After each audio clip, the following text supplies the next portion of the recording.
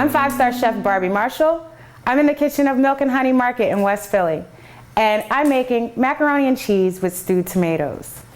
The first thing that I'm gonna do is, in a preheated saute pan, I'm gonna add a little bit of olive oil, some sweet onion, and some celery.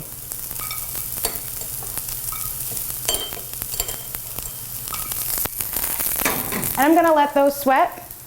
Here I have some Roma tomatoes that I blanched, so I dipped them in boiling water, and I let them go for 2 or 3 minutes after I'd scored them, and then I shocked them in an ice bath, so I was able to take the peels off of the tomatoes. And then I just cut them in half and in nice big chunks, because I like chunkiness in my stewed tomatoes. This isn't a sauce, this is more an accompaniment to the macaroni and cheese. You don't really want a lot of color on your vegetables, so go ahead and add your tomatoes as soon as they start to sweat down. Whatever liquid goes in with them is just fine. I'm gonna add some salt,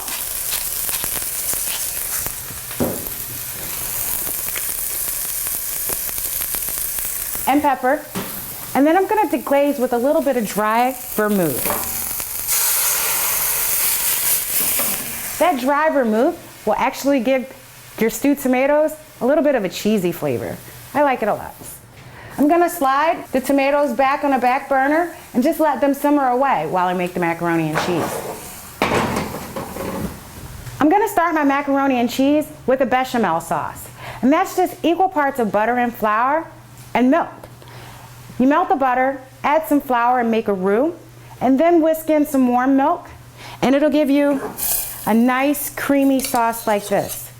And what we're actually gonna do is we're gonna take this bechamel and turn it into what's called a mornay. We're gonna add some Tome de Lindendale, and this is a cheese from Lindendale Farm in Bronx, Pennsylvania.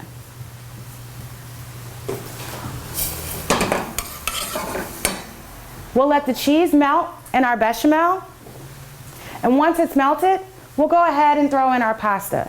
When I think of macaroni and cheese, I don't just think of elbows. So this time, I'm gonna use the spirally elbows.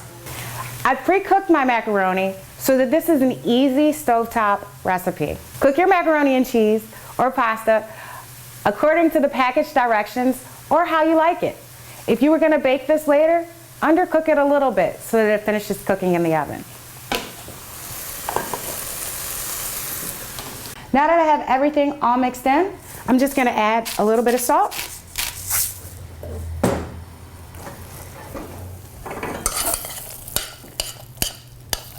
Have my macaroni and cheese in a bowl.